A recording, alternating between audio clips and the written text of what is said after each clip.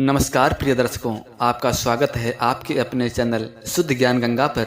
प्रिय दर्शकों, आज हम नया वीडियो नई जानकारी लेकर हाजिर हुए हैं। आज हम एक बहादुर और चतुर खरगोश की कहानी लेकर हाजिर हुए हैं। प्रिय दर्शकों, ये कहानी बड़ी मोटिवेशनल है, बड़ी ज्ञानवर्धक है। इस कहानी को हर किसी को सुनना चाहिए ताकि आप भी खुद और अपने बच्चों को खरगोश की तरह चतुर और होशियार बना सकें। ये कहानी आपके जीवन में ढेर सारी प्रेरणाएं देगी। इस कहानी को पूरा सुनिएगा। कहानी शुरू करने से पहले जो भी दर्शक बंधु हमसे पहली बार जुड़े हैं वो हमारे चैनल को सब्सक्राइब कर लें और बेल आइकन ऑन करना ना भूलें ताकि आने वाले हर वीडियो का नोटिफिकेशन सबसे पहले आपको मिले और आप उसका फ़ायदा उठा सकें। प्रिय दर्शकों, इस चैनल में हम रोज़ ज्ञानवर्धक कहानियाँ नई नई चर्चाएँ लेकर आते रहते हैं, इसलिए आप हमारे चैनल में बने रहें। शुरू करते हैं प्रिय दर्शकों आज की प्यारी सी कहानी, प्यारा सा वीडियो। प्रिय दर्शकों, किसी घने जंगल में एक बहुत बड़ा शेर रहता था। वह रोज़ शिकार पर निकलता और एक नहीं, दो नहीं, कई कई जानवरों का काम तमाम कर देता। जंगल के सभी जानवर उससे डरने लगे कि अगर शेर इसी तरह शिकार करता रहा तो एक दिन ऐसा आएगा कि जंगल में कोई भी जानवर नहीं बचेगा। सारे जंगल में सनसनी फैल गई। शेर को रोकने के लिए कोई ना कोई उपाय करना जरूरी था। एक दिन जंगल के सारे जानवर इकट्ठा हुए और इस प्रश्न पर विचार करने लगे। अंत में उन्होंने तय किया कि वह सब शेर के पास जाकर उनसे इस बारे में बात करें। दूसरे दिन जानवरों की एक दल शेर के पास पहुंचा।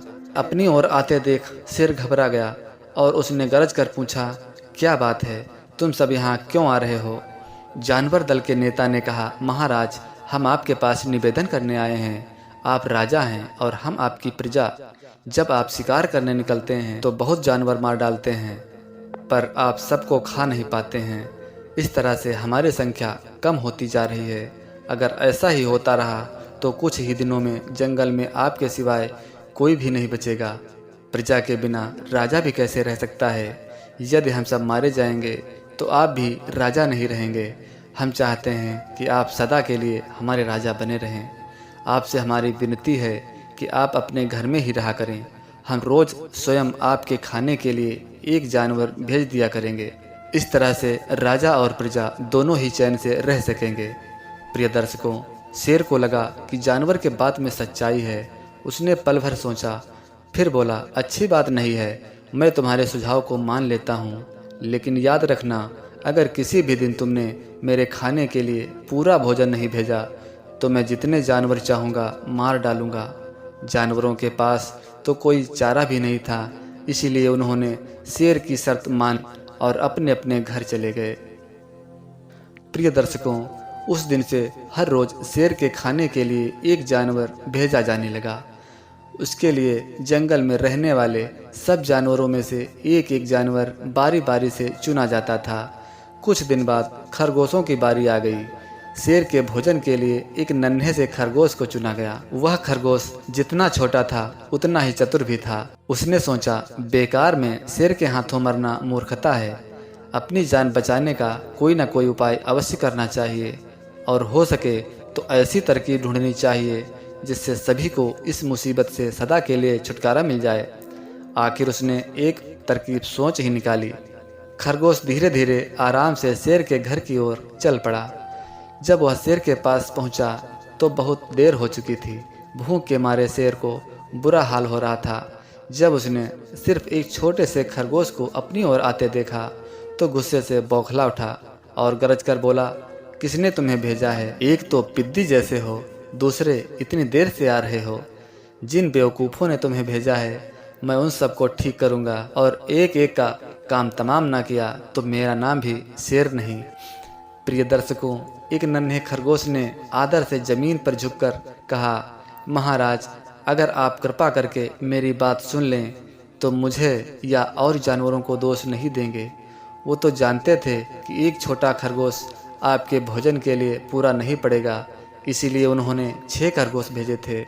लेकिन रास्ते में एक और शेर मिल गया। उसने 5 खरगोशों को मारकर खा लिया। यह सुनते ही शेर दहाड़ कर बोला, क्या कहा?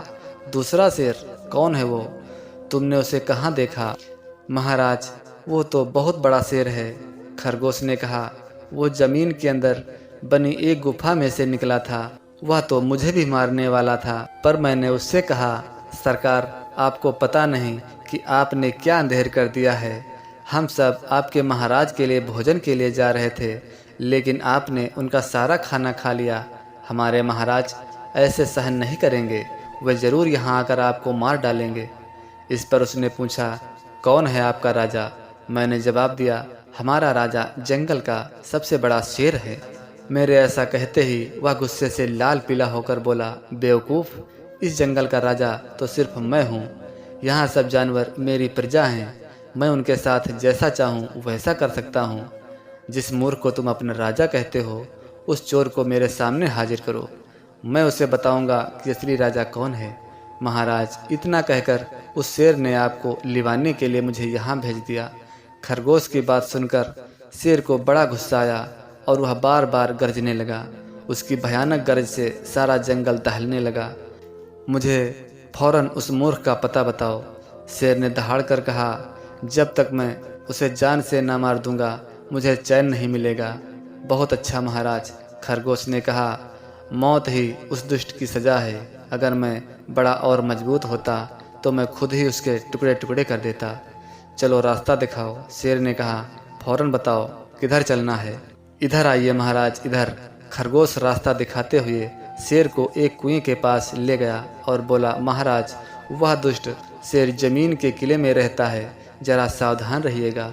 किले में छुपा दुश्मन खतरनाक होता है, मैं उससे निपट लूँगा। शेर ने कहा, तुम यह बताओ कि वो है कहाँ? पहले जब मैंने उसे देखा था तो यहीं बाहर खड़ा था। लगता है आपको आता देखकर वो किले में घुस गया है। आइए मैं आपको दिखाता हूँ। प्रिय दर्शकों, खरगोश ने कुएं के नज़दीक आकर शेर से अंदर झांकने के लिए कहा। शेर ने कुएं के अंदर झांका तो उसने कुएं के पानी में अपनी परछाई दिखाई दी। परछाई को देखकर शेर जोर से दहाड़ा। कुएं के अंदर से आती हुई अपनी ही दहाड़ने की गूंज सुनकर उसने समझा कि दूसरा शेर भी दहाड़ रहा है। दुश्मन को तुरंत मार डालने के इरादे से वह फौरन कुएं में कूद पड़ा। कूदते ही पहले तो वो कुएं की दीवार से टकराया, फिर धड़ाम से पानी में जा गिरा और डूबकर मर गया। इस तरह चतुराई से शेर से छुट्टी पाकर नन्हा खरगोश लौटा।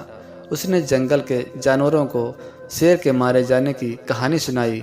दुश्मन के मारे जाने की खबर से सारे जंगल में खुशी फैल गई। जंगल के सभी जानवर खरगोश की जय जयकार करने लगे।